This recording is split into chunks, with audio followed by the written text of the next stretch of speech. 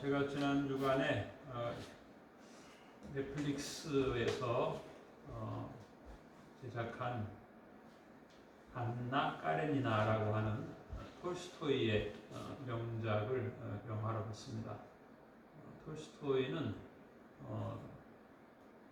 대영주, 중세 시대로 말하면은 그 거의 조그만한 지역에 거의 뭐 소규모 왕 같은 그런 대영주의 아들이었는데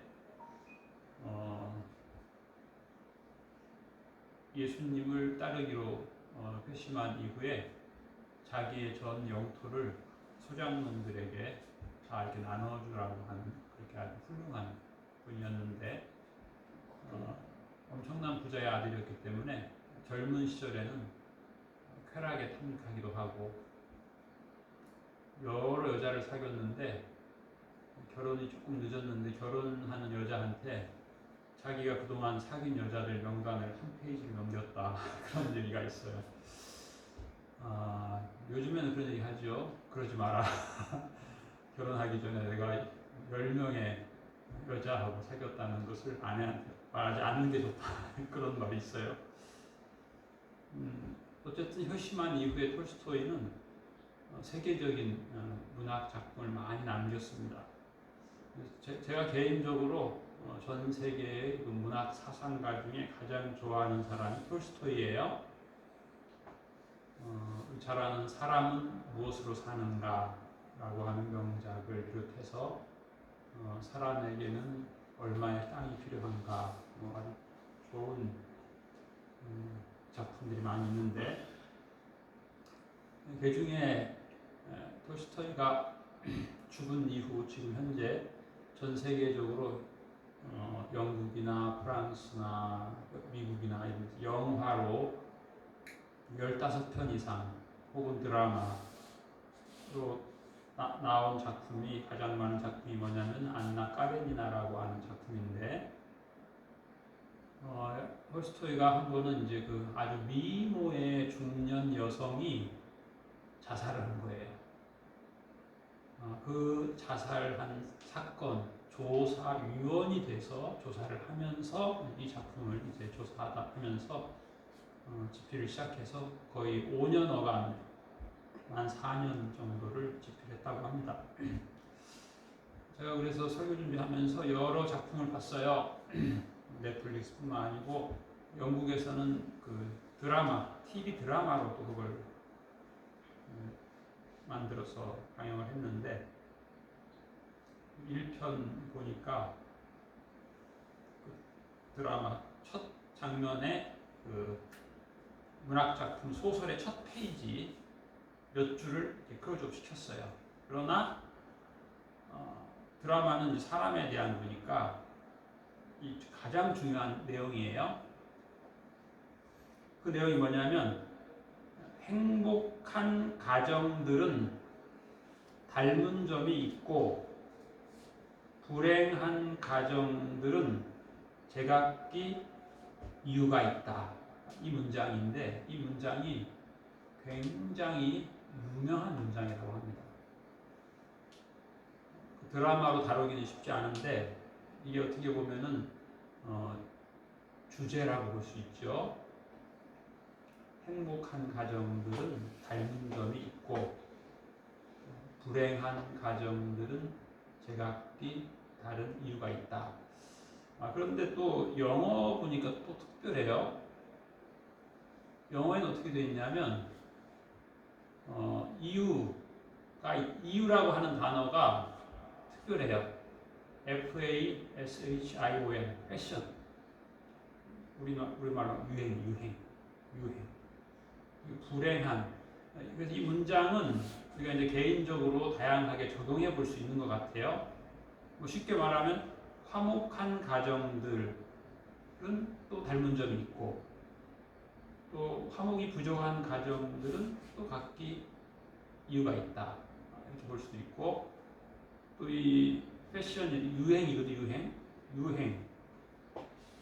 유행하면 이제 우리가 일반적으로 뭐 좋은 점도 있지만 또 뭐 세상 풍조하고 밀접하잖아요. 유행 따라 살아야 된다 그렇게 생각하는 사람도 있고 또 유행에 뒤처지면 불행감을 느끼는 사람도 있고 그 유행을 막 따라가야 되고 신발도 유행 따라가야 되고 옷도 유행 따라가야 되고 심지어는 친구들 따라가야 되고 친구들이 성경과 전혀 다른 그런 문화에 익숙하면 우리 기독교인도 성경과는 다른 그 타락한 문화를 따라가고 싶은 그런 마음을 가지고 있는 젊은이들도 꽤 있어요. 그러나 우리가 중요한 것은 세상 풍조가 세상의 유행이 혹은 다수의 사람들이 하나님의 말씀을 벗어나서 혹은 거스르고 어기고 그게 간다면 우리는 유행을 따르고 싶은 그 욕구들을 절제해야 됩니다. 그렇지 않으면 불행한 가정의 씨앗이 될 수 있는 거죠.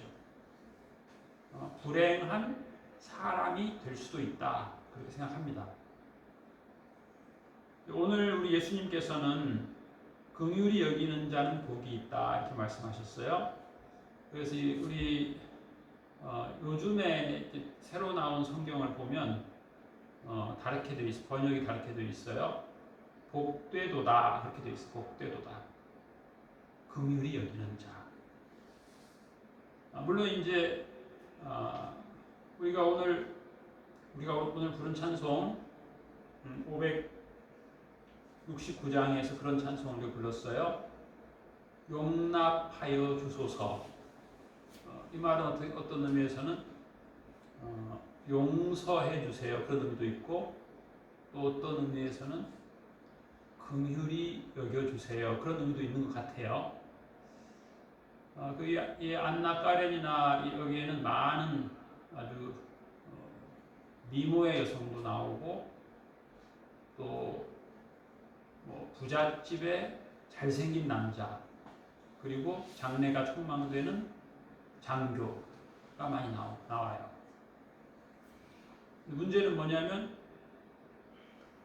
A라고 하는 사람은 B를 좋아하고 B라고 하는 사람은 C를 좋아하고 C라고 하는 사람은 D를 좋아하고 D라고 하는 사람은 E를 좋아하고 이렇게 되는 거예요.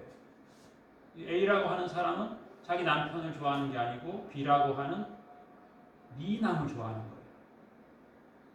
결국 이게 어떻게 보면 사람의 본능이라고 볼 수 있는데 그 본능을 절제하지를 못해가지고 그 엄청난 몇 층짜리 궁궐 같은 집에 사는 여자가 비참하게 자살을 하는 거죠. 이게 뭐 한 여자의 비극이 아니에요. 그럼 이 화려하고 잘생긴 미인의 그 본능이 절제되지 않음으로 말미암아 자기의 가정만 파괴되는 게 아니고 연쇄적으로 모든 가정들을 다 파괴하는 거예요. 톨스토이는 그 자기가 5년 동안 집필한 이 세계적인 명작을 딱 두 줄에 요약을 하고 있는 것이죠. 행복한 가정들은 닮은 점이 있고 불행한 가정들은 제각기 다른 이유가 있다. 요걸 이제 제가 이 마태복음 5장과 마태복음 13장으로 한번 이렇게 대입을 시켜 보려고 합니다. 마태복음 13장에는 예수님이 말씀하셔서 천국은 마치 사람이 자기 밭에 갖다 심은 겨자씨 한 알 같으니 겨자씨는 얼마나 가벼운가 하면 우리나라에서 볼 수 있는 가장 작은 것이라고 볼 수 있는 좁쌀 무게의 10분의 1도 안 되는 거예요. 아주 작은 거죠. 좁쌀보다도 10분의 1도 안 되는 거니까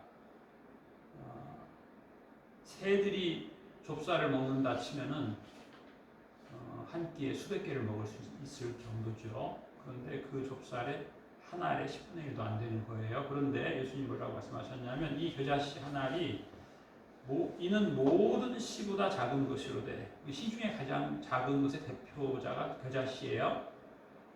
자란 후에는 풀보다 커서 나무가 되매 공중의 새들이 와서 그 가지에 깃들이느니라. 여기서 이제 중요한 게 뭐냐면 자란다라고 하는 거죠. 자란다는 거. 자란다는 게 참 축복이다. 그렇잖아요. 우리가 이제 아이를 낳아서 키우는 아이들이 자라잖아요. 자라면서 성숙하기도 하고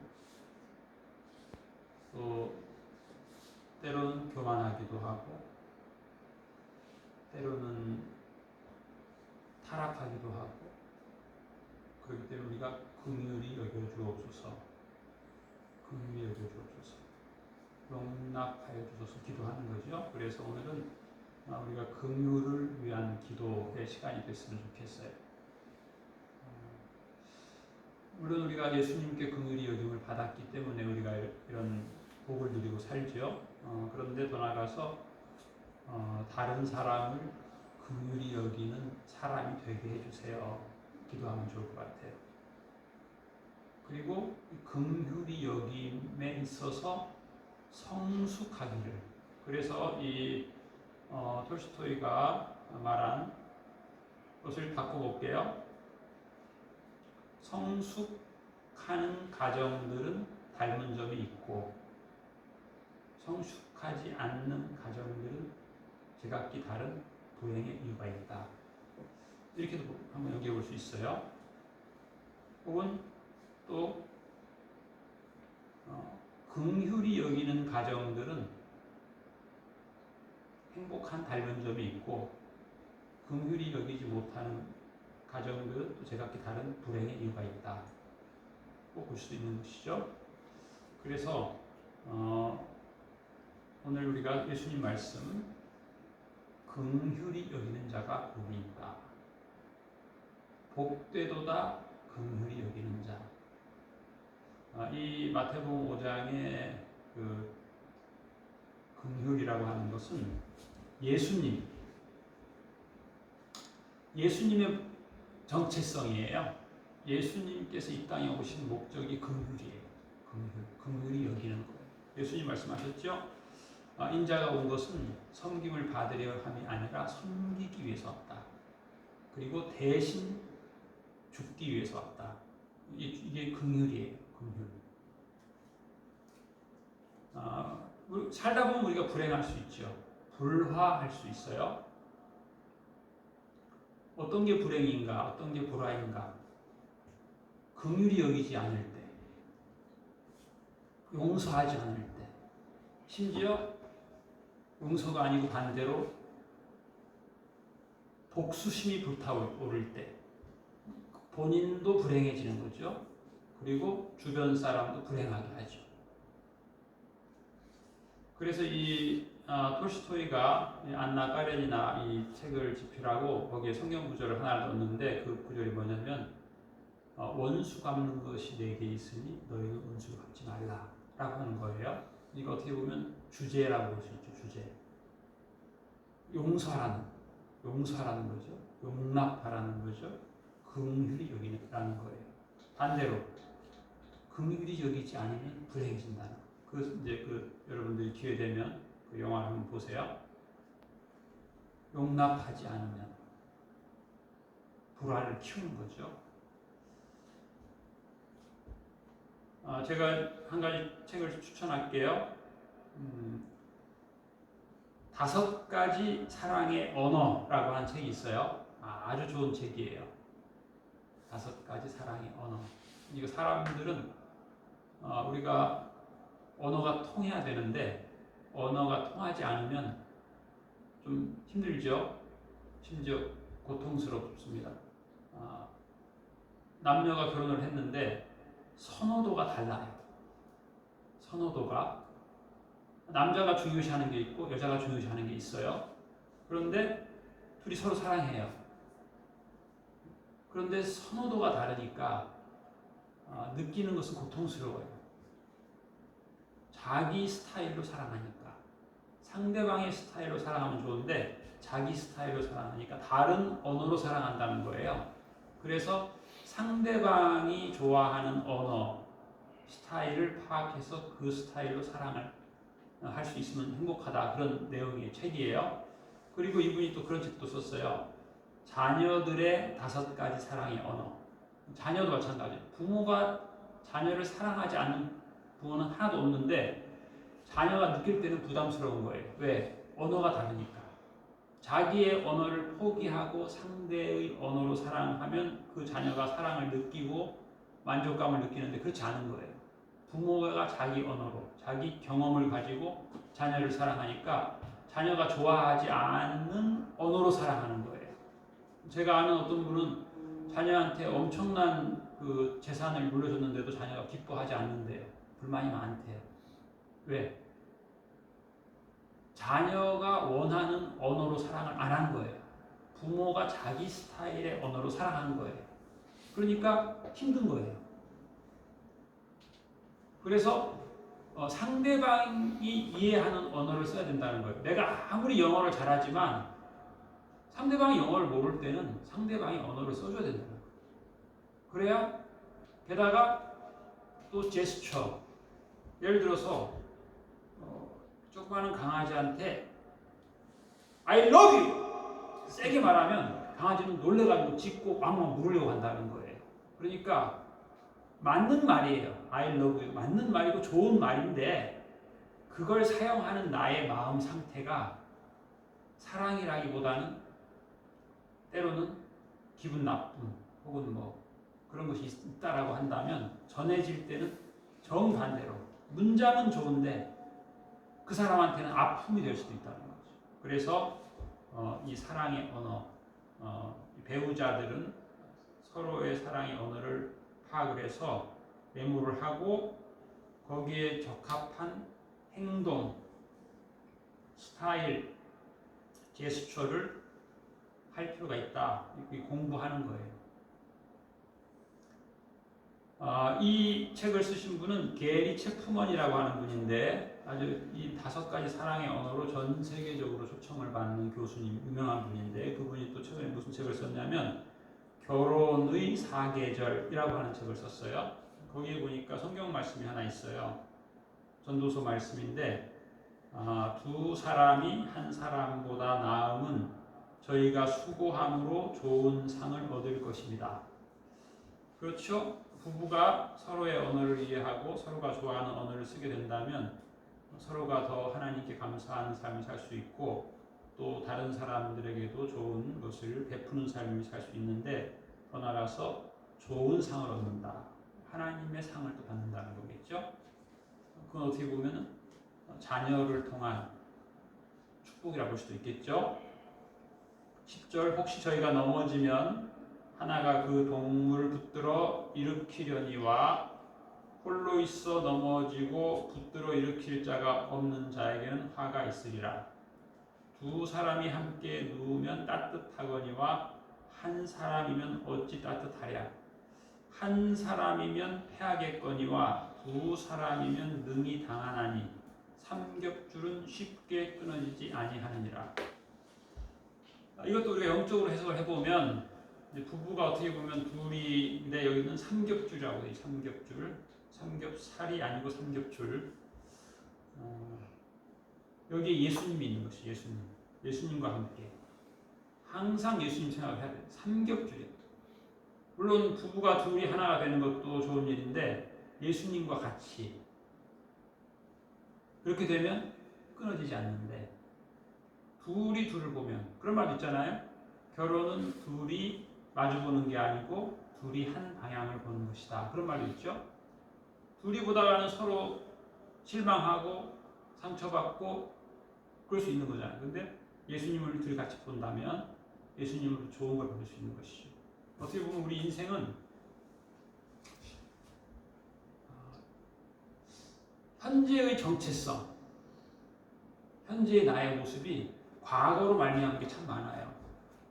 어렸을 때 내가 경험한 열등감이라든가 혹은 상처라든가 이것이 중요한 인생의 뿌리가 돼가지고 심한 경우는 한 풀이에요. 한 풀이. 나 어렸을 때 내가 이런 어려움이 있었으니까 이제는 정반대로 살고 싶다. 한풀이로 사는 경우도 있어요.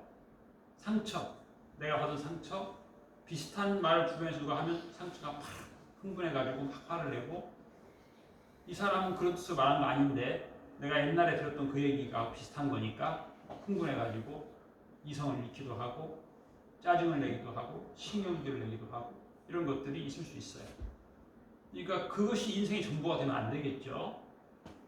그 과정이 어떻게 보면 훈련의 과정이잖아요. 예수님께서 내게 베푼 은혜도 알아야죠. 어떻게 과거에 받은 상처만 기억하고 인생을 살겠어요? 예수님께 받은 은혜도 기억하면서 살아야 되겠죠?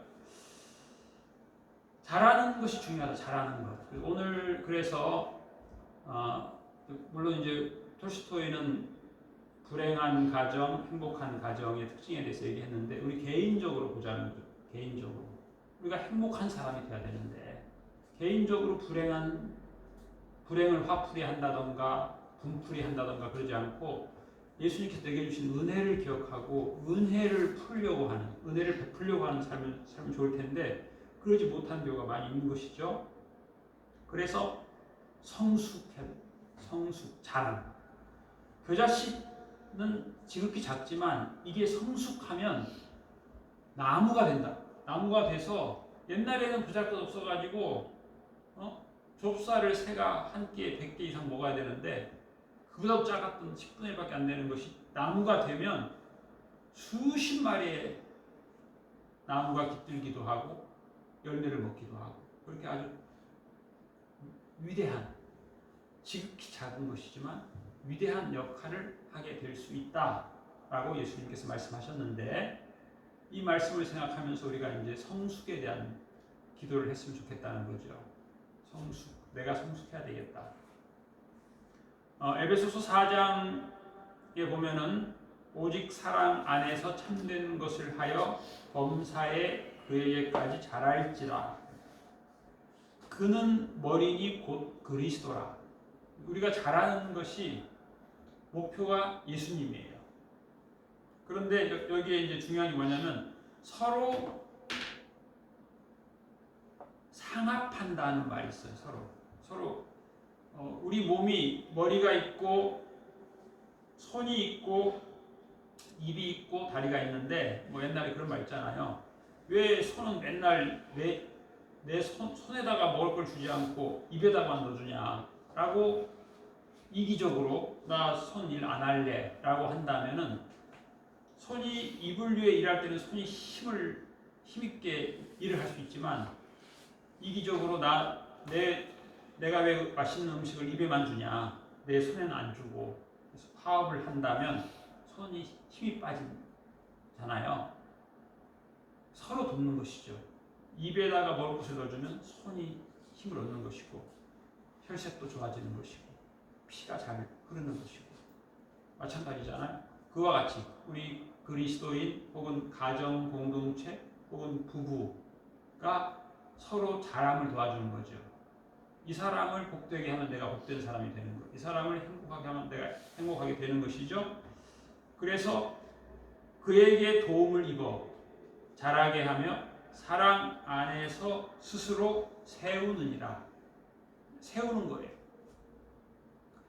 그래서 어떻게 보면 우리는 가정 건축가예요.